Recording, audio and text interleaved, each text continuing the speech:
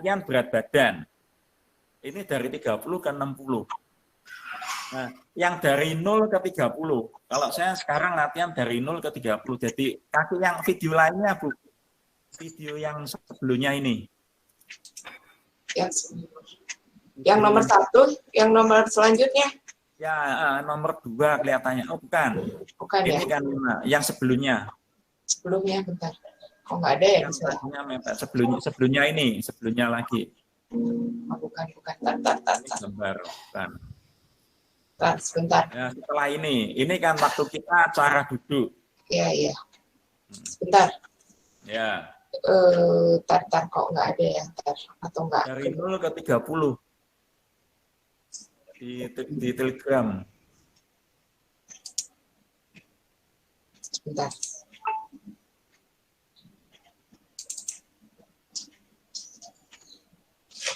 Jadi latihan ini untuk pemula mungkin membosankan, tapi bagi mereka yang gila cangklang, gila DC ini mengasihkan karena kita berlatih terus tiap saat membuka dan menutup pangkal tulang paha terhadap tulang buduk, lalu merasakan lututnya kendor, lalu merasakan tulang ekornya itu ke depan secara natural.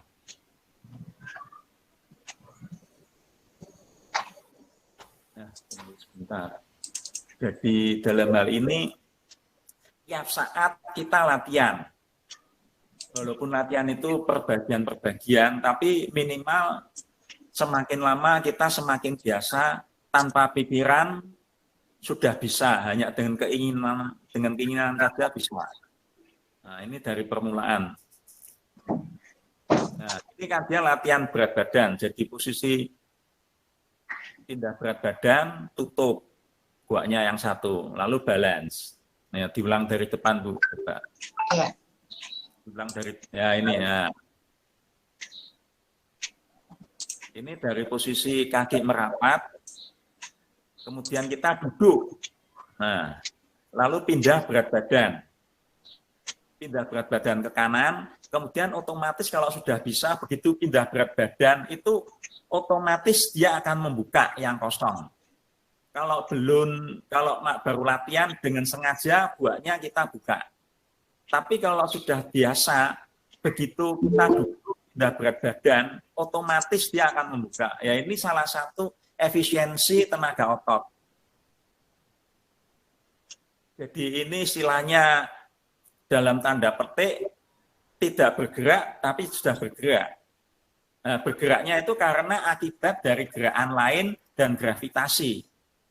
Begitu duduk, berat badan pindah, dia akan buka. Nah, ini balan, pindah berat badan, dia langsung buka. Lalu dia pindah berat badan, dia langsung buka. Nah, ini posisi balan. Nah, setelah ini yang yang dari 30 ke 60 ini bagi mereka yang udah bisa atau berlatih mulai usia 40 lebih.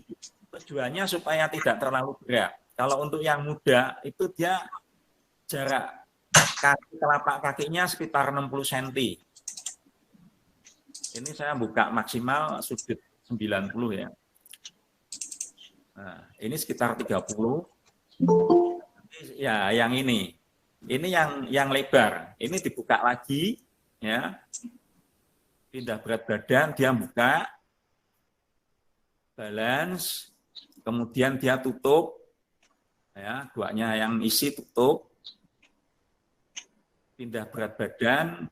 Nah, guanya yang isi tutup itu kalau kita duduk lagi lebih song lagi, dia otomatis akan nutup. Nah, ini bagi mereka yang lebih muda, lebih lebar.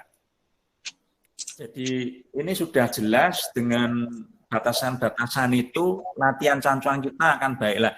Ini dilakukan berulang kali tujuannya supaya buat kita terlatih, lalu kita terbiasa memindah berat badan dan terbiasa memperhatikan diri sendiri.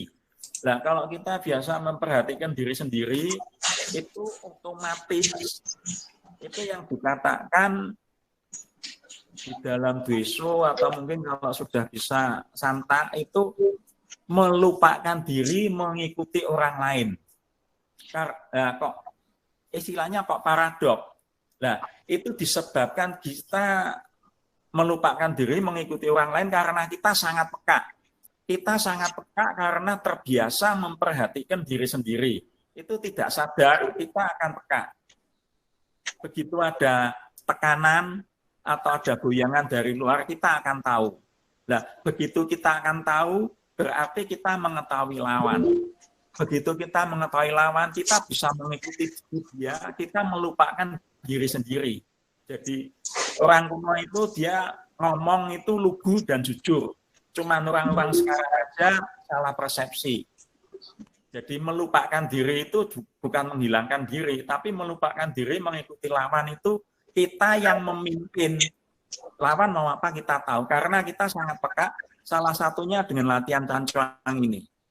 Jadi latihan cancuang ini sangat-sangat penting dan utama, karena membentuk posisi postur yang baik, kondisi yang benar, kepekaan yang lebih baik, dan secara tidak sadar C kita akan meningkat.